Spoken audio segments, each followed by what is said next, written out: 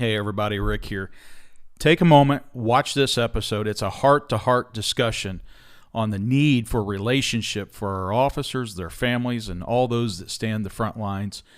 You don't want to miss this, and I strongly encourage family members, dial in on this one. Maybe officers, you share it with your family members, and I think you'll find something in here for everybody. Stay tuned.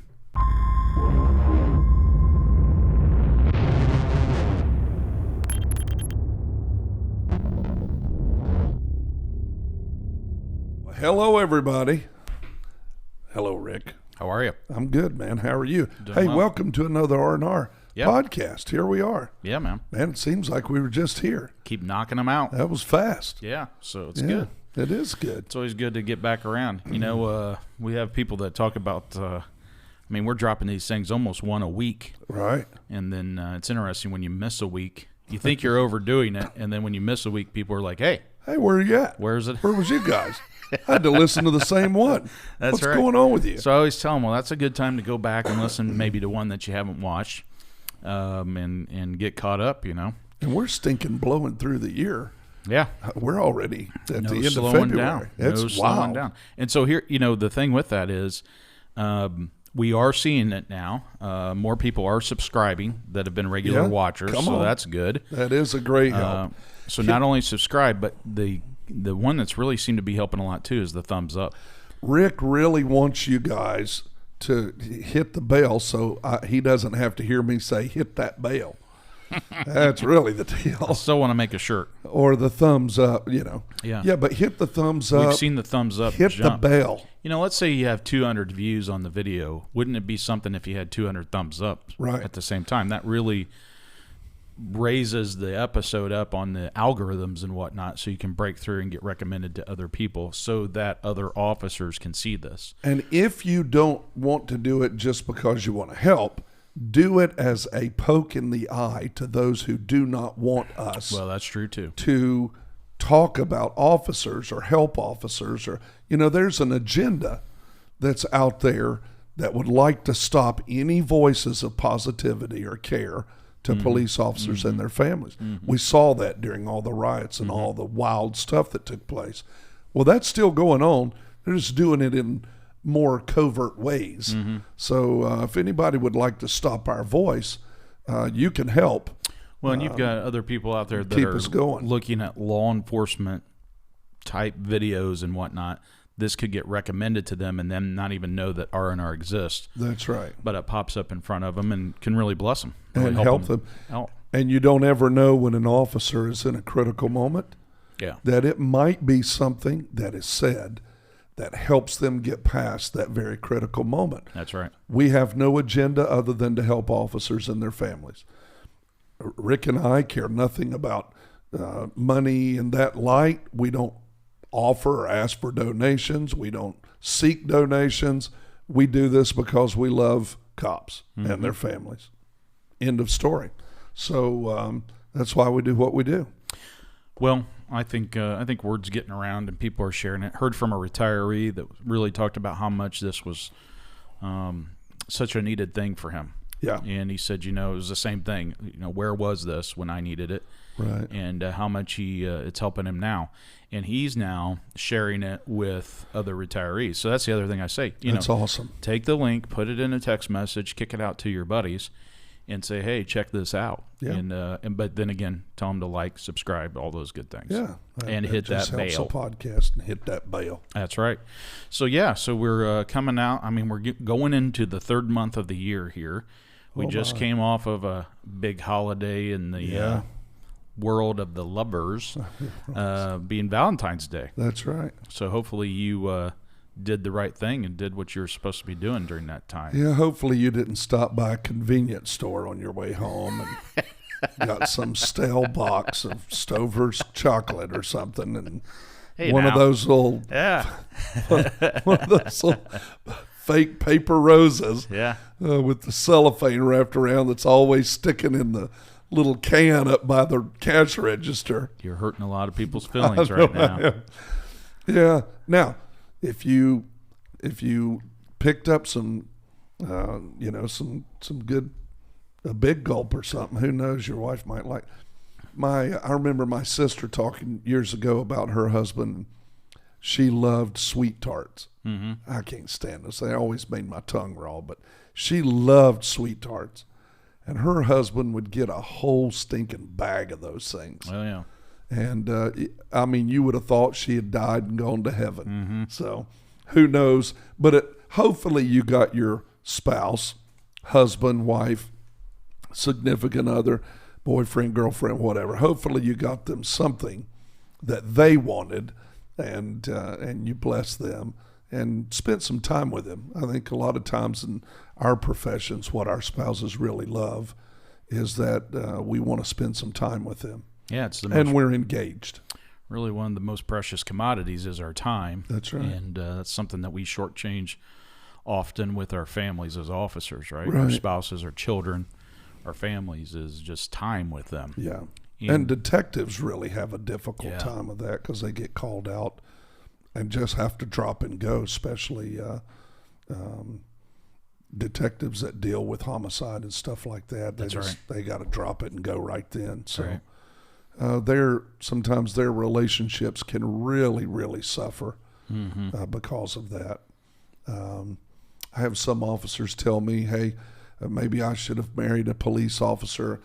Not necessarily. I want to tell you up front, sometimes that works out. Mm-hmm. Sometimes it doesn't. That's sometimes you just, the two of you just bump crises, right? Yeah. You just bump wounds, and that makes for a toxic situation in that light. But really it has to do with how you understand marriage and compare that.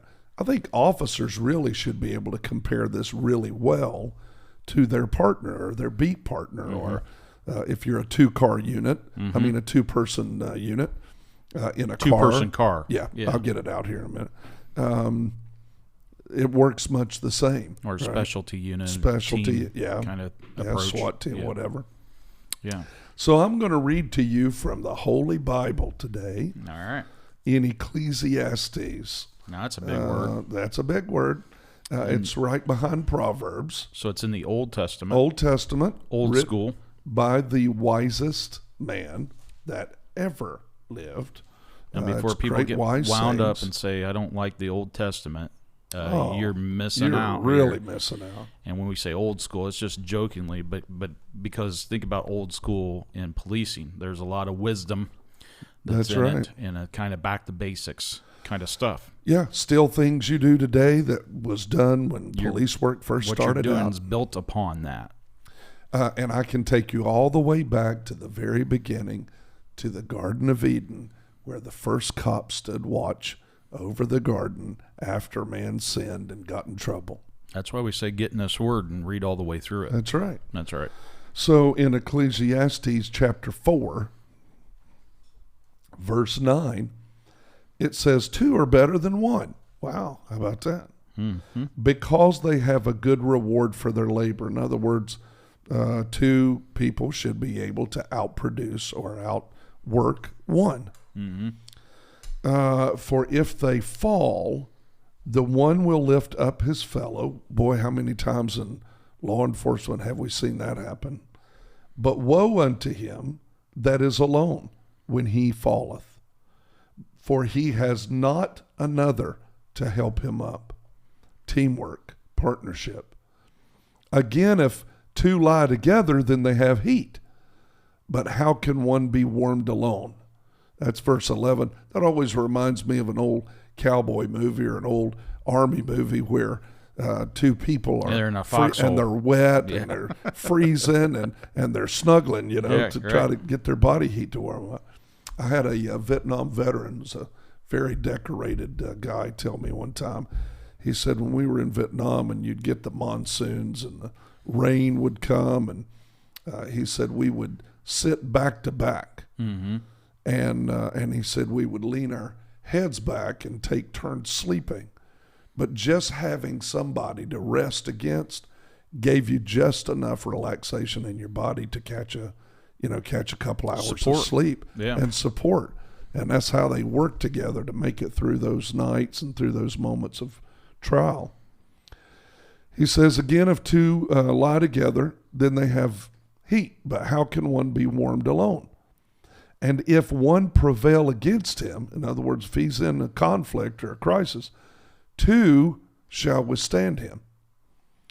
If you get attacked and this one guy coming against you and you're by yourself, whole different ball game than if you get attacked and there are two that are there to stand with you. Two officers triangulating on That's that right. one. Yeah. And then he adds another one. And then he says, and a 3-cord strand is not quickly or easily broken. Right. So, in other words, the more in that context of crisis, the better, right? Right. I always think about officers getting that call or coming to their beat partner, right? Just to check, showing up. And everyone's like, why there's so many cars? Why does it take so many? Well, because sometimes it's safer, not only for the officer, but for whoever they're dealing with. It's safer to be able to provide them the security and the safety they need to get the job done, to handle whatever the circumstance is. In marriage, it's the same way, right? Mm-hmm. An officer may have a partner at home. It's not just their beat partner or just their partner in the car. Right. They may have a partner at home. Well, and I think about firefighters out there, right? The big firefighter mantra is 2 is 1, 1 is none. That's right. So they always double up. Most things that firefighters do are in a team concept, but also their equipment, rather than just having one of something, they have two, because invariably something's going to give out on you, something's going to break, something's going to falter in the moment. Oxygen mask. Right. So 2 is 1, 1 is none. And definitely fits with this scripture as well. You fall through a hole, through a roof, or a floor gives way underneath you. Yeah, just get lost in there. Having that second guy to help pull you out, that's key. Right. You got an officer that goes in after his partner, or is there to watch his back, or what we would say cover your six, right? That's very, very important. One of our podcasts we did last, we were talking about canine units. Yeah. That's like another officer. They are an officer, but I mean, it's, even though they're an animal, that's like another human with you who has your back, and they're watching over you. You deploy that door, that your partner's coming out to help you, right? Right. So when you have officers that are in situations, everybody's showing up to watch your back or to help you out or to deal with whatever that needs to be dealt with. Well, the same thing applies in your marriage as a cop at home. Right. Or your relationships, right? That same principle, it doesn't change just because you take your uniform off and go home and now you got on sneakers and a woodcutter's jacket. Same thing applies with your sweetheart, right? Whether it's male or female. 2 stand better than 1. That's right. And officer marriages can be strengthened really by relating somewhat. Your spouse doesn't have to get jealous over your, some people would call it your police wife or your police husband, right? Because you're partnered up with somebody. You can take on that same focus. Well, and they're they're providing that support, right? In those environments on the job. That's, a loved one sends their officer out there. They know that officer is teaming up with other officers for protection, for support, for backup. Yeah. And so those spouses and those families that are left at home, they're depending on those other officers too. Yeah. And that's why there's usually such a strong connection. When an officer gets hurt, it's often those other fellow officers that are going to get that family member and bring them to the hospital. That's right. Going to get them, and it's a familiar face to them that can bring them comfort in that moment. But also these, officers have trust in one another that if something happens to me, you're going to help watch over and take care of my family. That's really what we see in police organizations and critical incident teams and those that help in line of duty deaths or officers critically injured is, when you fractured that strand, if you will, that's bound together, you're looking for somebody else to come along and help patch that up. And it's critically needed. Yep, very needed. And I was thinking about you mentioned we just went through Valentine's Day, and thinking along this line of partners and all that. Partners train together. I'm amazed at how many men and women resist like a marriage retreat or a place where they can continue to go over the principles of marriage or partnership or partnering together, because they don't think it's worth their time. After all, I'm married. What do I really need to know? I'm living the life of this. Well, why is it worth your time to continue education or continue training when you're an officer? Because things change, right? Right. So when we talk about partnership and marriage and things like that, it's always healthy to find a place to get some additional training. Your life changes about it used to be every 10 years that you went through a major change in life every 10 years. And for instance, you get married, right? That's a major change. You were by yourself. All you had to worry about was your own toothpaste in the cabinet. Now you get married. Now your wife tells you how to turn the toothpaste tube and to quit squeezing it in the middle and squeeze it on the end. You okay? You all right? Yeah, I'm good. I'm having had a little tick there. A little flashback. Listen, dude. Oh yeah, I had a flashback. When I married Vicky, my wife, she one day came in and said, we got to talk. I mean, dead serious, just like, we have to talk. And I'm like, okay, what did I do? Well, it's what you're not doing. Oh, okay. Well, pray tell. Well, in my house, all of the cans in the medicine cabinet of deodorant and toothpaste and all that, they're all shorter to tallest, left to right, and they're all with the labels turned out. So you know what you're grabbing. Wow. Oh, is that right? Yes. Oh, well, let me bow at your excellency. I'm so sorry. But I realized that was a thing for her. That was important. That was important. Now, I could have said, well, I'll tell you right now, I didn't marry you to tell me how to stock a shelf. And I used to work, I was stocking groceries and putting labels on cans before you were coming out of the way. I mean, I didn't, But I know you didn't do that because you're still married. Yeah, I didn't do that. That's right. She's still my wife. And so I said, well, I'm not going to promise I'm going to do that perfect, but I'll try to pay attention to that if it's important to you. Right. And it was. And all of our marriage, I have tried to do that. Having the sink cleaned off and everything put down underneath on the couch. Those kind of things were important to her. And so I did those things to help her life. However, she also learned that all of my tools in my toolbox were wiped off, all arranged from the longest screwdriver to the shortest screwdriver. Sounds familiar. And you don't go get a tool without what? Putting it back in the place you got it.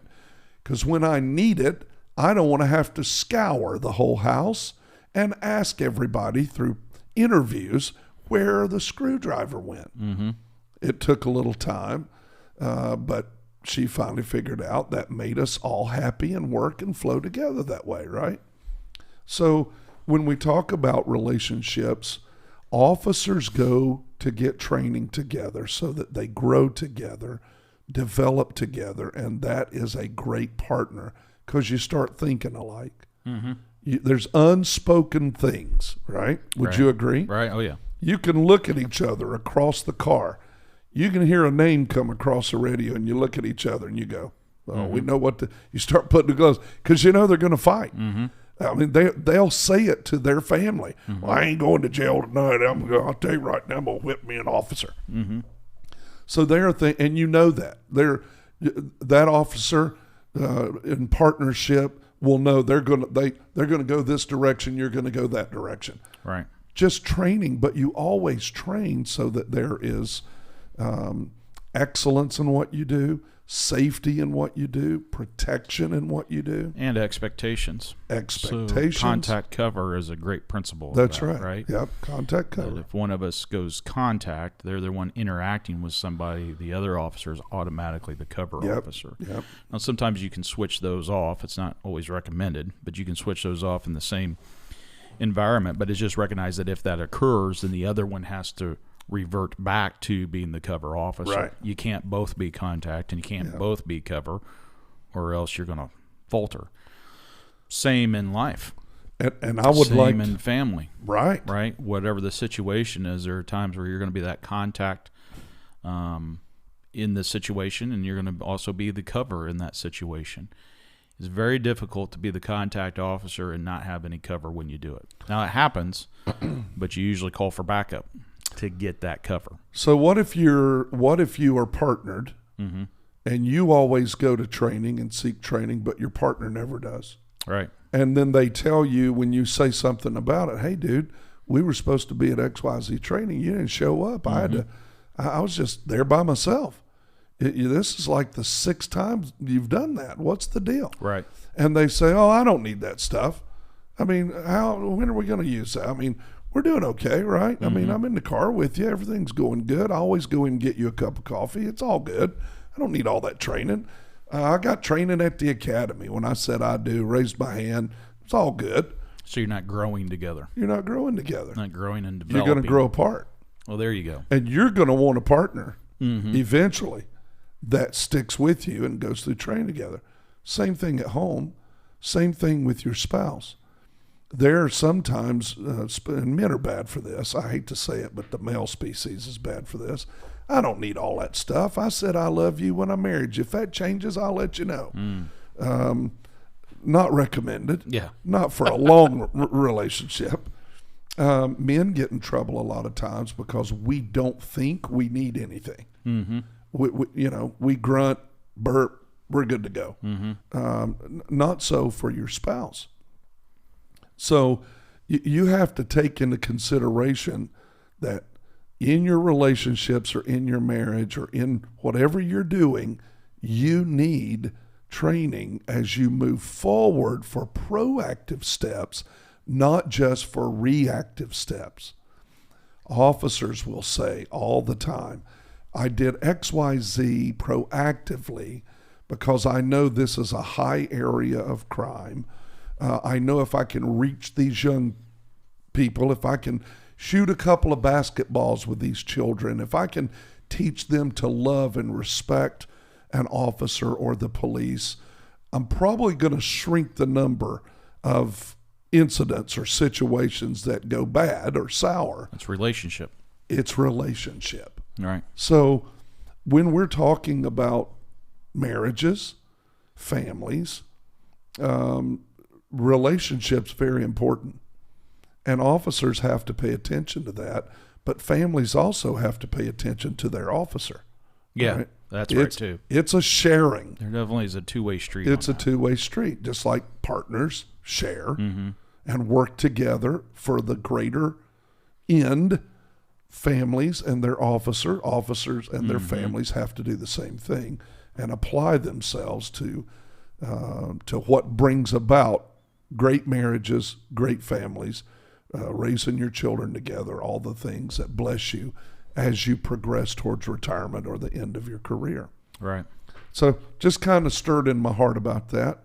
Well, Two better than one. Well, and there's also that very last line. A threefold cord is not quickly broken. And I think that's an important thing for law enforcement families, especially, but the spouses in that relationship to be thinking about. Well, so who's the third cord there? That's the power of faith and inviting God into your relationship. Right. I think anybody gets that. You look at even the things that we do in law enforcement when we call for that tow truck and they use the winch and pull the car up out of the ditch or whatever the case is. That wire, that cable, when you look at it, that's many cables woven, spun together. That's right. Braided together. Same thing you see with, rope that's done, right? Is how many cords are within there that are tinseled together in that. It strengthens it.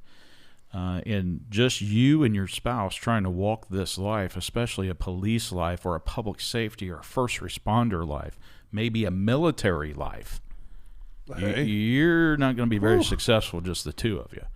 You've got to invite God into the situation, into the relationship, and into the family to be able to sustain. You think about military folks and when they get deployed, and now you're separated from one another.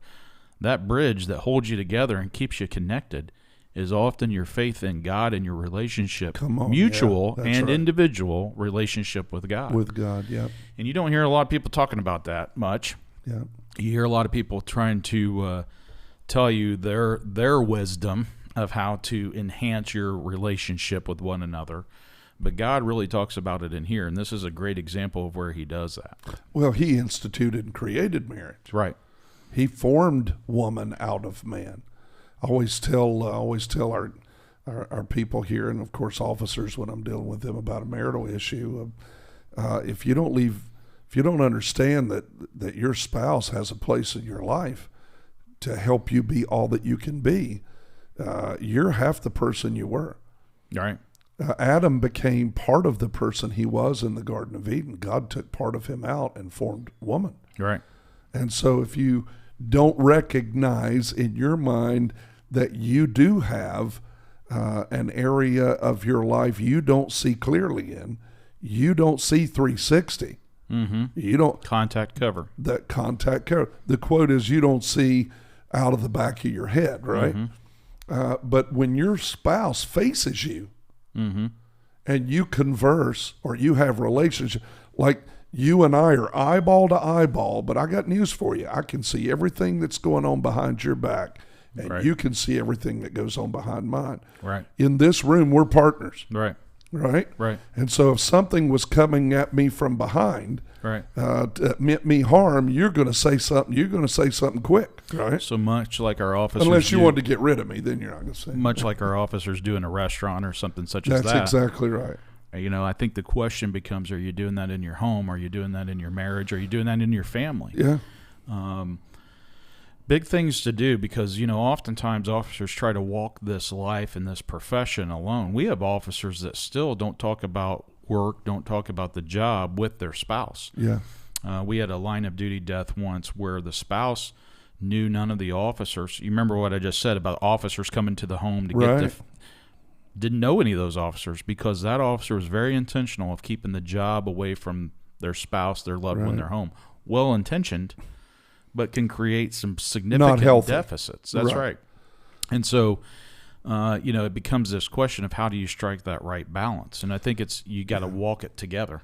That's true. I think you can share, like you would coming home from any job, some moments of your day, right? So that your wife knows of the world that you're in, but you don't have to take the job home to your wife. Yeah, you don't have to.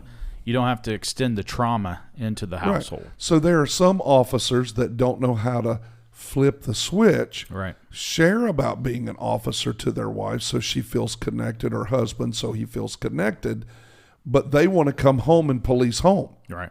Well, nobody's asking you to be my personal cop at home. I Right. don't need you to bust and arrest the kids every day because they didn't put their shoes in the closet, right? Mm-hmm. And so you gotta learn to be distinctive between those two things. There's a difference in using your officer's authority at home and sharing how you use that authority during your day with your loved one, or with your family. You got the other part too, where officers can become overly protective of their loved ones because of what the dangers they see at work. So I think a good way to think about it for officers is not just an on-off switch, but a dimmer switch. There you go. There are times where you got to dial it up, and plenty of times where you got to dial it back. Yeah. And so it's a healthy way of looking at it. And again, marching through the issues and challenges of not just policing, but also life. That's why we say this podcast is a biblical perspective on policing and life. I deal with a lot of officers, they'll ask me questions about their marriage. I've married a bunch. I mean, chaplains, and you do that over the years. I've married a bunch of officers, do premarital counseling and post sometimes when they run into issues or obstacles. It's always the same counseling because marriage is marriage, no matter what you do. The only issues that arise in marriage is when you have crises or you don't do what you did to catch. This is my great phrase. If you do what you did to catch your mate, you'll keep them. Right. It's only when you stop doing what you did to catch them that you lose them or Great somebody else catches them later. Even when you grow, develop, and change, Thank you. that's still at the heart of the relationship. Still at the heart. That's right. It's a So good point. keep in your hand, all right, think about a car stop, right? A traffic stop. Still doing the things you learned in the academy. The basics. The basics, touching the back of the head, all those things you learned in the academy. You keep doing that. Your supervisor will scold you. An older officer is going to get on you if you get lax or lazy about that, because that can save your life. That's right. Well, the same thing in marriage or relationships. When you stop doing what you learned to protect your marriage, to protect your relationship, that's normally when you wind up in trouble. Yeah. Right?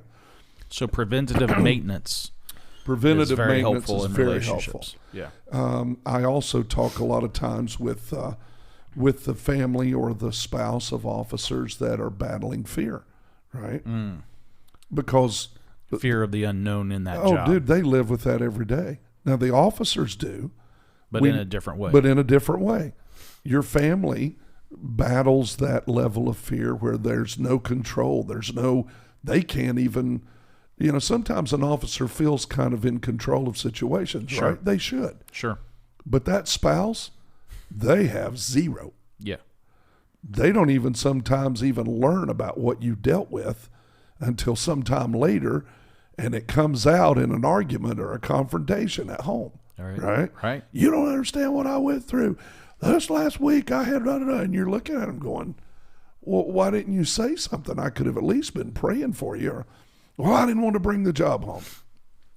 There's a level of fear that as an officer and as a family member you can work through and deal with that it's not going to make all that go away, but it sure can, bringing Jesus, the Prince of Peace, into that circumstance, and then using some practical things can really help those fear levels at home and with your children to bring about a more peaceful environment when you are together and a deeper understanding. And when that copper says, how can this Jesus help me with the love of my life? Just remember that he is love. That's right. He is love. Right? Yeah. And so probably a pretty good source to go to when you're talking about relationship and relational issues. That's right. Yeah. Very, very good source. Yeah. So if you don't mind, let me read this little bit of this in Ephesians. Verse 24 says, therefore, as the church is subject unto Christ, or we yield to Christ, so let the wives be to their own husbands in everything.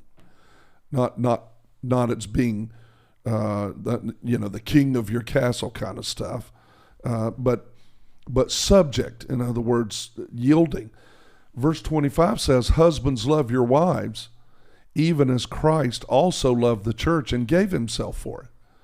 So being self-sacrificial Right. at home, now we know officers do this all day long on their job, very self-sacrificial. They'll run into the face of danger, but they forget about that when they get home. Wives or husbands, when their officer gets home, they need to give them some downtime to reset. Dial that switch down. That's right. That's Dial it down from the hypervigilance that they've been dealing with for maybe 12 hours, right? Yep. 16 hours. You got to give them a minute. It's not easy to switch those hats. That's right. It's not easy to get that dimmer switch all the way down. So I'm going to encourage every family, give daddy or give mommy a minute when they get home. Just back off a little bit. Give them a few moments to zone out, reset. But I also want to encourage every officer, do the reset. Yeah. Don't take the time and then still be a hammer in your home, right? So if your family honors you and gives you that time to reset. Dial down, pull it in some. and then he references the love of Christ to the church. In other words, you're not going to find a place that you're not going to be self-sacrificial. Now, self-sacrifice at home may be that you take your children while you give your wife a break for a few minutes because she hadn't had a chance to dial down either. Right. It may be that you get up and go in and help wash the dishes after a meal's been cooked. It may be that you say, hey, babe, don't cook tonight. I'm going to take us all out for a pizza. It may be self-sacrificial where you get the kids in the floor and you tickle the snot out of them, right? Mm-hmm. There's all kinds of ways that you're self-sacrificial at home. It may be that you sit down with your wife and just have a good conversation. Share some things from your heart. Mm-hmm. Maybe that you sit down and read or listen to a book together about how to help your marriage, how to increase your... Those are self-sacrificial moments because you're giving of your time. Really what that means is you've given of your time and you've given of your thoughts and you've given your heart to that other person. Sometimes that's intimacy on a deeper level, physical level. Sometimes it's just sitting and looking at each other's eyes and saying some wonderful things to one another. Right. Sometimes it's self-sacrificial because the last thing you want to do is have to say anything to anybody else because you've had to argue with people in the street all day long. Right. But it keeps you out of that magic chair, like Kevin Gilmartin talks about in his book, Emotional Survival for Law Enforcement and Their Families. That's right. Where you get trapped in that chair and you just zone out. To your point earlier, which I think is a very good point, even when you do that, officer, you're not necessarily dialing it down. That's right. You didn't flip the switch and you didn't dial it down. Yep. You're just staying at that level, just zoned out in the chair. Yep. And, but having somebody else out there, your cover officer out there in your home, is going to help keep you out of that trap. That's right. And gives you something else to focus on. It's a good reminder of why you're doing what you're doing. That's right. You're out there doing it for all these other families, but you're doing it for your family as well. You want them living in a world that is safe, that's free from violence. Right. Even when you're going out and standing in the middle of that, you want to come home to a place and help provide a place that is safe and secure. It's a sanctuary. A sanctuary. Yeah. That's right. In a sanctuary, in a bird sanctuary, holy schmoly. You go in there hunting. Yeah. They're going to not only take your gun and your vehicle, but your clothes and your wristwatch and everything else. The courts they're going to clean you. Right. Because that is one place on the earth that you are not allowed to hunt anything or hurt anything. The sanctuary, we have what we call a sanctuary in churches, right? And that's why I don't let people come in and start selling or doing, Girl Scout cookies and all the other stuff. In the sanctuary. In the sanctuary. Right. Now, it's not a religious thing. It's that every human on the planet, every day of their life, gets robocalls. They get attacked by salesmen. People show up at your door. Being marketed to. Oh, my gosh. Your mailbox is full of junk. What somebody wants you to buy. Right here, this is where you come to hear the word of God and to be prayed for and to be blessed by the presence of God and worship him and honor him. It's not going to be a free-for-all for every marketer. And so it's called a sanctuary for a reason. Well, every couple can make a love sanctuary at home. Sometimes you need to send the children to grandmas and grandpas and take your wife and go get a little hotel room. Well, we got to listen, man. All right, put the extra flashlight on hold for a moment and take your sweetheart out on a date. That's right. Date night. And just because she or he is not asking for it doesn't mean their heart doesn't long for it. I tell a lot of people a lot of times, if you do it proactively, you shave off, I mean, high percentages of that longing and missing and hurting because you haven't done that for some time. Right. Don't get in a rut. Be a person that breaks the rut of life. Major, huge in every occupation, but especially in law enforcement because it does tax you so much. And the natural bend can be, I just want to go home and shut down. Well, your sweetheart's going to be there right by your side through all this. It always hurts my heart when I see officer relationships wind up in divorce. I'm going to tell you why. Which happens often. Happens often. Because that other person has been with you for years through all the pain, all the trials, all of your struggles, late nights, early mornings, many hours of shifts, not to count the thoughts and the things that go through your life and all the struggles you've been through, maybe injuries, maybe, God forbid, you were hurt in the line of duty, was maybe career ending or whatever. They've been with you through all that hell. That's right. And then in the last part of that, you can't be together. Man, work on that. Yeah. Fix that. Target that. Just like you would go to the gym and make sure that you're physically fit, be maritally fit. Just make up your mind. Not just words you say, but you decide the course of the relationships of your life and target to make that long term and hit the target, right? And there are ways that we do that, to break the fear off of us, to cross those lines. Don't cross certain lines. Don't be found in areas where temptation looms. Right. Stay out of that. Make good decisions. Push yourself to make those good decisions.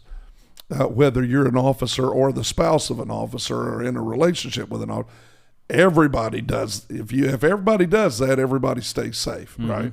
Right. And there are attractions and there's draws to your life, and officers are cool.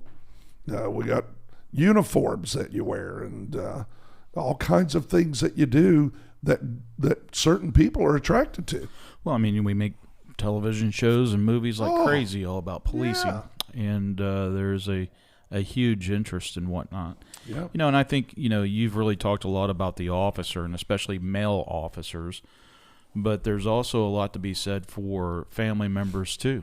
That's right. How do family members deal with the stress of sending their loved one out, whether it's their husband, their wife, whatever the case may be, who's on the job?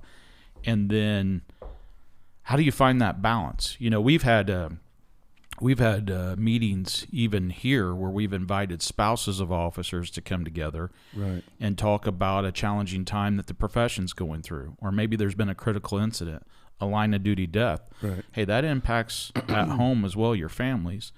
How do we have conversations and make sure that they're finding that balance? Because sometimes the spouses or family members can overdo it or underdo it as well. How do they find that balance? Well, I'm going to share a couple of things. This is a great book, and I want to recommend it to family members if you have not heard of it. It's a great book. We get nothing from sharing this.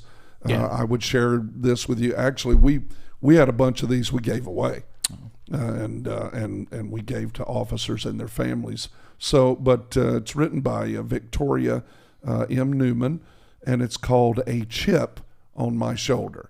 A chip on my shoulder, how to love and support your cop.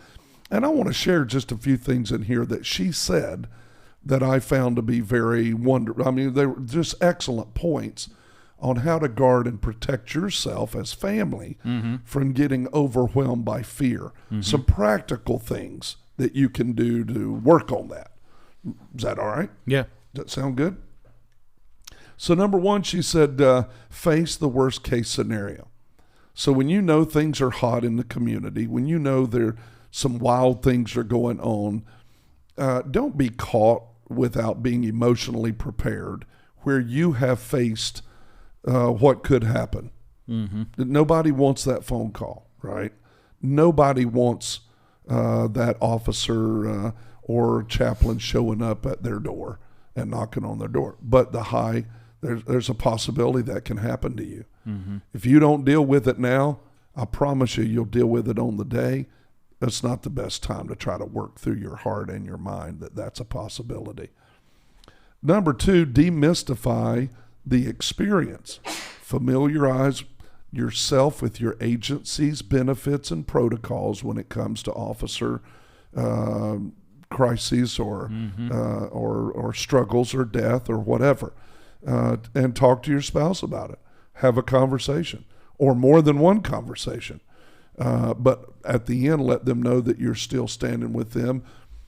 One of the highest levels of stress in an officer's life is when their family keeps putting pressure on them to leave the profession.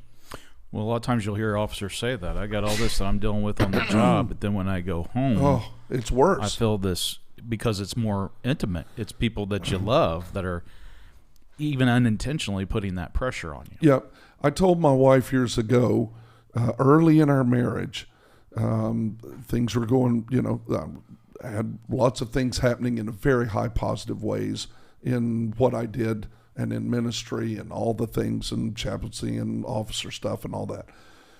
And we had hit a wall. I mean, we were butting heads severely.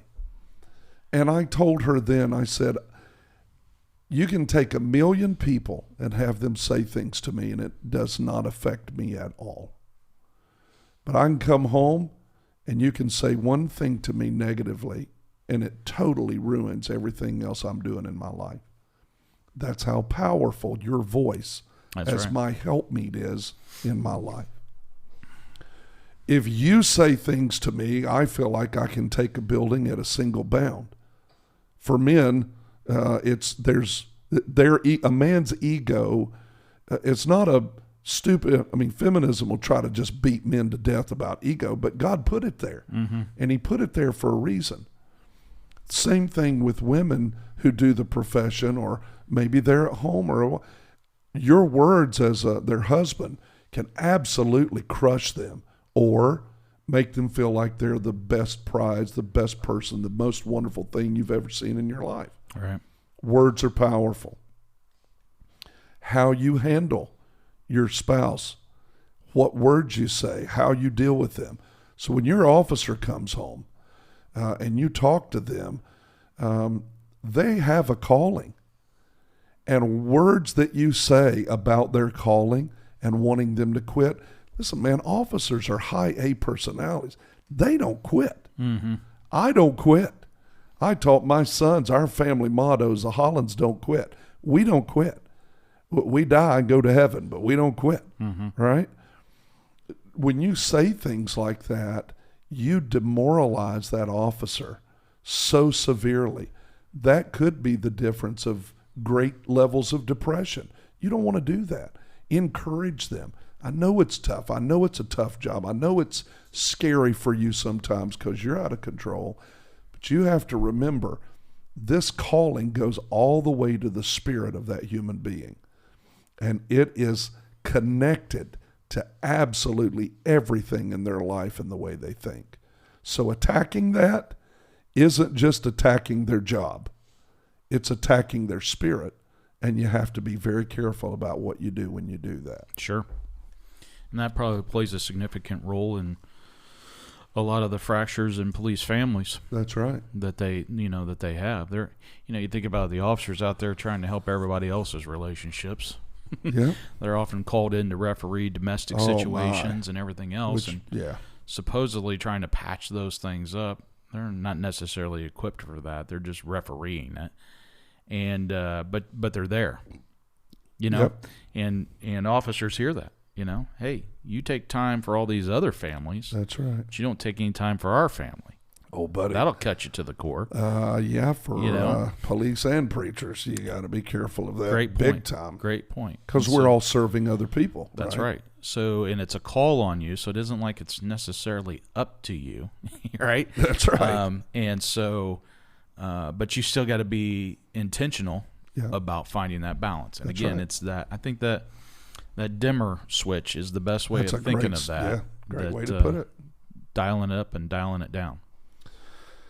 Number 3, she stated, resist the temptation to listen to scanners or dispatch applications on the internet. Oh, wow. Oh, yeah. Yeah. Totally resist that. You know, the phrase is, I just got to know what's going on, right? I just got to know. I can handle it. It's okay. Until you hear your spouse's voice and they're in a critical situation, then you're freaking out. Then you're showing up on a call somewhere. Believe me, that's happened.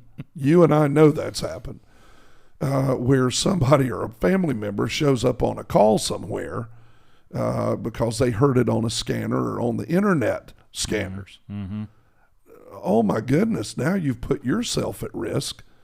And for your officer, now they're doubly freaking out. Right. Right? Because now they've got to be concerned about you too. Don't do that, man. Don't introduce that. That just opens the door to more fear. Number 4, talk out your fears. Talk with your cop. Talk with your family. Talk with talk with the chaplain. Talk with people around you, and talk some of that fear out. Mm-hmm. and let that officer encourage you on there. Talk about your training. Hey, copper, talk to your spouse about your training, how you train, what you did. That will help them know that you are specialized in what you do. Yeah, that you're well prepared. Well prepared. And then the 5th thing she says, which I find to be awesome, let it go. Let it go. She says, number 5, let it go. You can't control it. Only God can be in control. Only God can help you. That's part of that 3-chord strand. That's right. You got to trust God with your cop. Mm-hmm. You pray over them. You believe God for them. You pray over their well-being. Your cop prays. They do their job. But you got to, really the whole truth is you got to trust God because you don't have any control. And when you trust God and put him in control, he'll deal with what needs to be dealt with. That I've learned to trust him in. Yeah. So that's just her 5 things of how to help with some of the fear and the stress of being married or being partnered with an officer, with a cop. So a chip on your shoulder, how to love and support your cop from Victoria Newman. Look that up. You can find those books and be a blessing to your family. Read that. It'll help you. But the biggest thing is make sure that Jesus is a great part of your life. Make sure that he's in your marriage. Make sure that he's that 3rd leg of that 3-chord strand. And, that's right. Get that tied in there together and you'll make it. And keep moving forward. Keep moving forward. That's the greatest need that we have right now. And I would just say to police families, police spouses, children, parents, whatever the case may be, your officers need you now more than ever. Oh, man. They need to have Huge. that sanctuary, that safe place to go, the place where people have their back. This is a time to be an encouragement. And maybe your officer isn't strong in faith. This is an opportunity to help support them, help carry that weight. Yep. If your officer isn't necessarily strong in faith, it's a good time for you to be strong in faith. That's right. And provide that balance for them. But also it'd be an opportunity to share this podcast with them. Send them one of these episodes if they don't know about it. Because we do have spouses that watch this. That's right. And they get encouragement from it. Maybe you drop a link to your loved one and just say, hey, I saw this episode and I thought of you. And it'd be a way for them to become aware that there is a resource out there that's talking about these issues. What we've gotten as of late talking to people all around the country is there's not a lot of these discussions that are occurring. That's right. And so just share it with folks and help get the word out there. Love it. Yeah, man. Hit that bell. Hit the thumbs up. That's good stuff, my friend. That's right. Hey, I love you, my brother. Love you too, man. Call you blessed today. And all of you watching, we're praying for you. We love you. Nothing you can do about it. take care of your cop, cop take care of your family. We'll see you soon. Hey, thanks for joining us today. Rick and I trust that you heard something that will help your life. And if you believe that it would help others, please make sure and share. Like and subscribe and hit that bell so that you can be notified when the next podcast is available. God bless you, and we'll see you soon.